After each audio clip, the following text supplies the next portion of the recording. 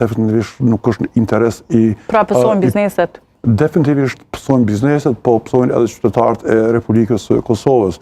Qysh pësojnë qytetarët e Kosovës, do t'i gërgjegju? Do të dy format të cilat do të ndikojnë të qytetarët e Kosovës. Mi po ne mjerisht bisedojmë gjithmonë vetëm nga dimenzioni ekonomik, dimenzioni politik, pas njëherë nga dimenzioni emocional dhe psikologjik. Në dimenzioni ekonomik do të kemi ngritje të çmimeve, që është e pa evitueshme. Për dy fish më shumë? Ndoshta më tepër, sepse nëse thuhet sot që faktura apo rryma është e shtrajtuar vetëm për 16.1% nuk është e vërtetë, sepse për bizneset do të jetë shumë fishe dhe këtë po e dëshmojnë ulumtimet e sektorit privat, prandaj çmimet do të jenë të goditura në mënyrë drastike.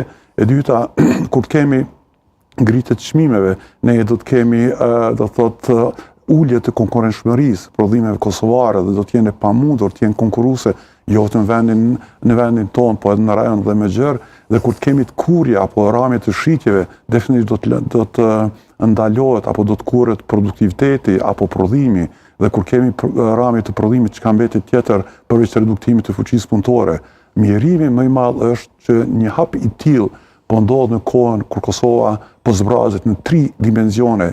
Dimensioni i parë që është shqetësues është faktori njeri, ku nuk po ikën vetëm të varfërit, po ikën edhe ata që kanë një stabilitet ekonomik, po dëshirojnë një jetë dhe perspektivë më të mirë, po ik kapitali i kosovarëve, të cilët po investojnë në vendet të rajonit dhe ato evropiane, por jo në Kosovë, si pasojë e mungesës stabilitet politik, mungesës një dialog dhe mbështetje dhe